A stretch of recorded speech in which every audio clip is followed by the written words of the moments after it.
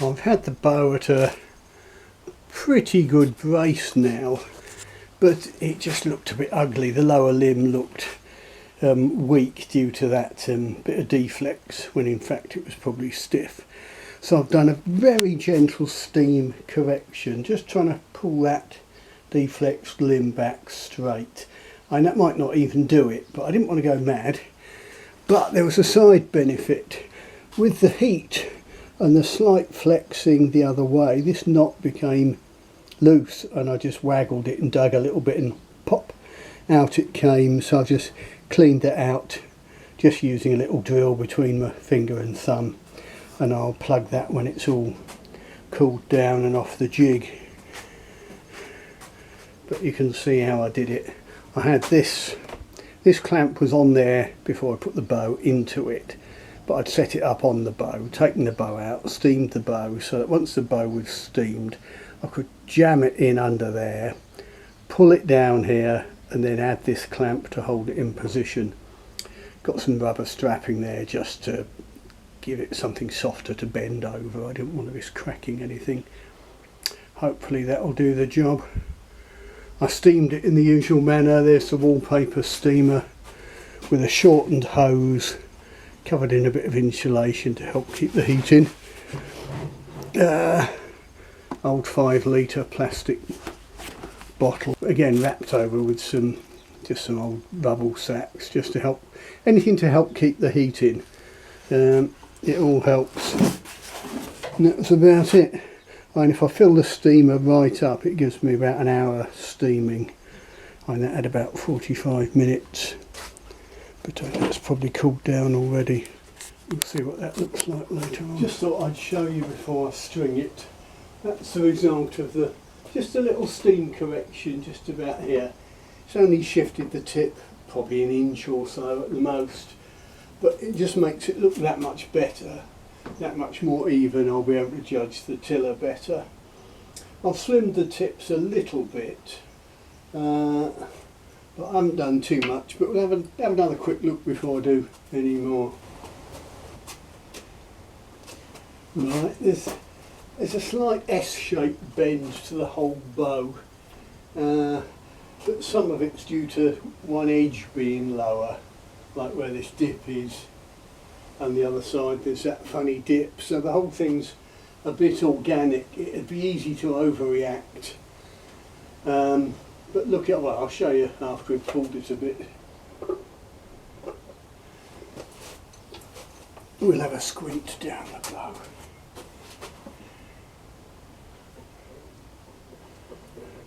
It's a bit easier to judge the tiller of it now. That's looking more even. Left limb was looking weak. At 70. And I might just go to 70, maybe 75. And there we are, that was 23 inches, so that's not far off finished really. Hasn't gone bang yet. I mean, it may go bang and people say, oh, I told you English Yew's no good. Should have patched the back of the knot there. But we'll see. You can only do what you feel's right. I mean, if you're going to get upset when a bow goes bang, you've got no business trying to make bows. Right, yeah, it has got some sideways bend on it. Gone a bit like a banana. I don't know if you'll be able to see that. I'll get the camera off the mount.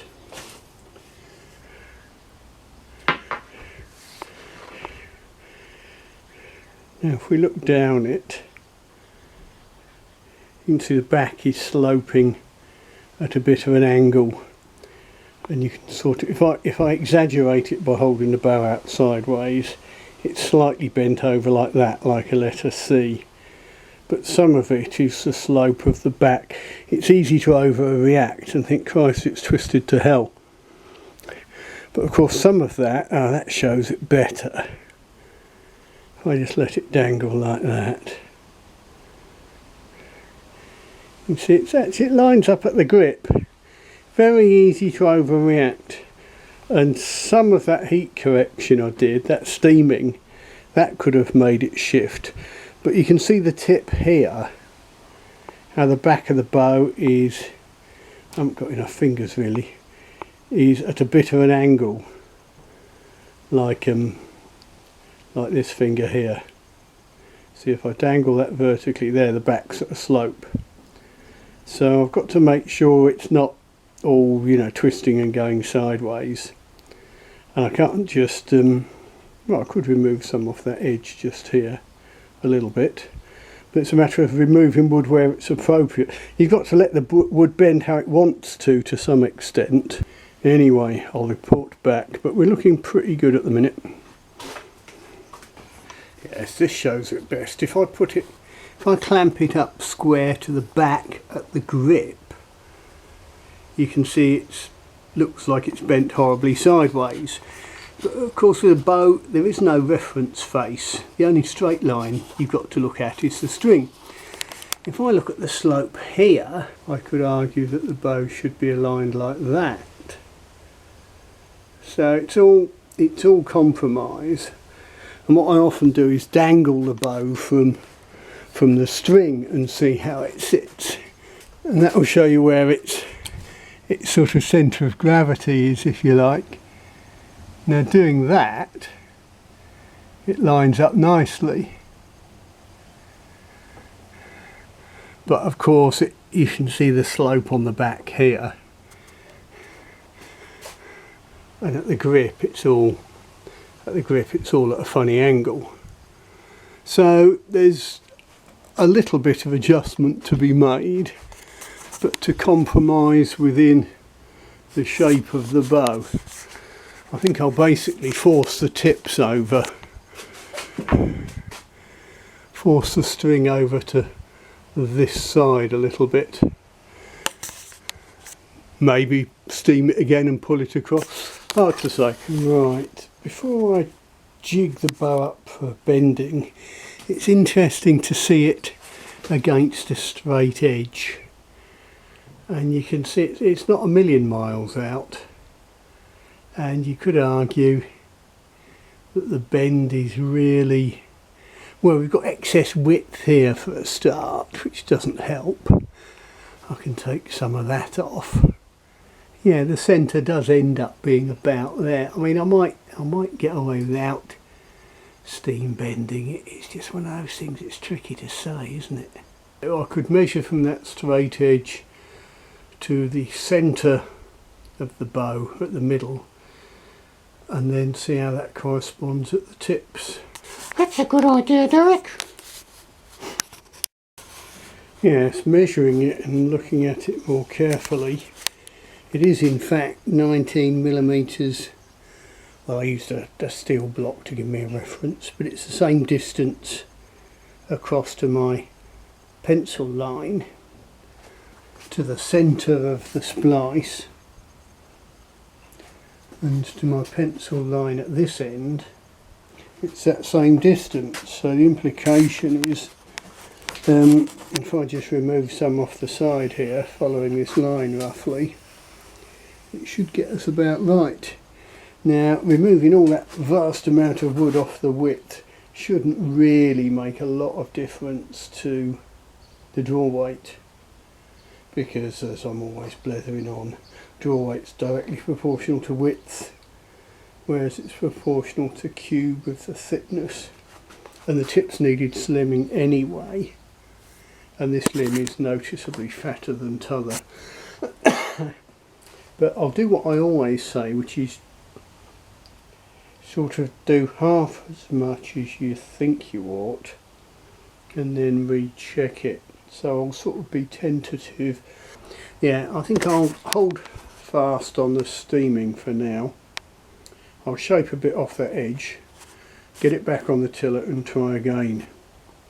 Like I always say, plenty of time thinking and less time doing. You see, I've got the steamer out, got everything ready, but I did a bit more thinking and a bit more checking and changed my mind.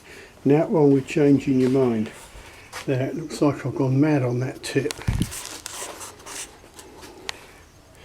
It's got a bit more of that sort of Spitfire wing shape to it. It's easy to think, blimey, he's gone bonkers.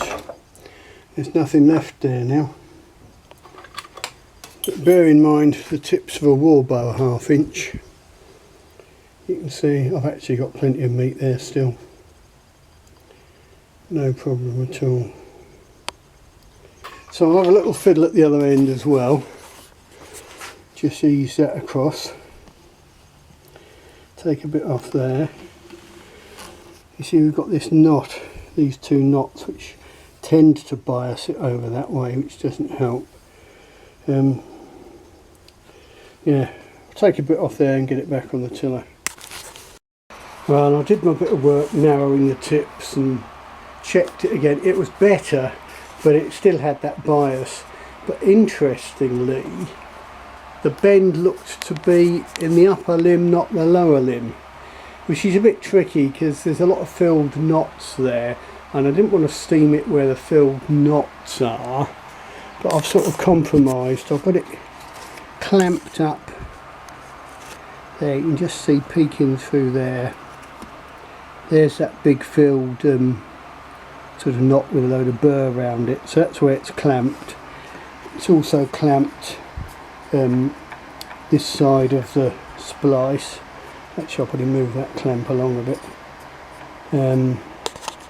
Anyway, I'm steaming, you know, about a 10-inch section, and I've measured from there to the bow is 2 inches.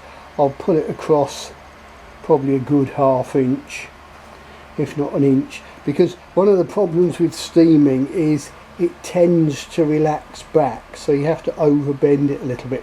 That's really why I had a go at adjusting the, you know, the width of the bow and doing the nocks first.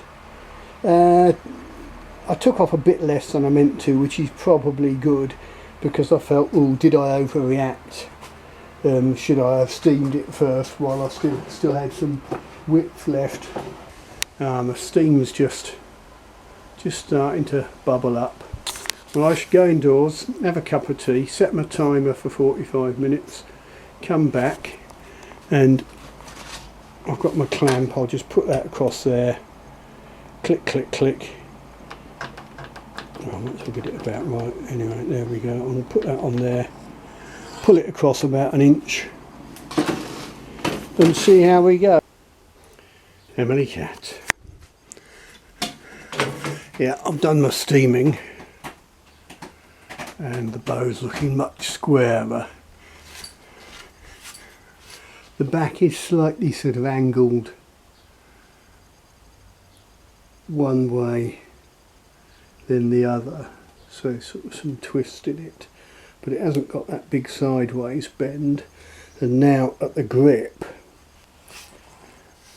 it's very much squarer to the string line. So that's holding it in line with the string. Yeah, there's some undulation there, but it's much nicer. Basically, I pulled the tip over about a good inch or so, and then as it relaxed back, it came back to about 1/2 inch of movement. So I'm quite pleased with that. I'll pop it on the tiller and we'll have a quick look. Right, there she is on the tiller. So you can see it's looking much nicer now. That deflex has gone, so you can see the overall shape of the tiller better. And to some extent it's cosmetic, but it's just a lot easier to tiller a bow. Yeah, now we can see that left limb's stiff, whereas before, not madly stiff, but before with that deflex, it was a bit confusing. Actually, it's not bad, is it? That's pretty good. It's really nice. What are we at? Yeah, I think left limb's a little stiff. Oh, puss. She's scratching my target boss to help.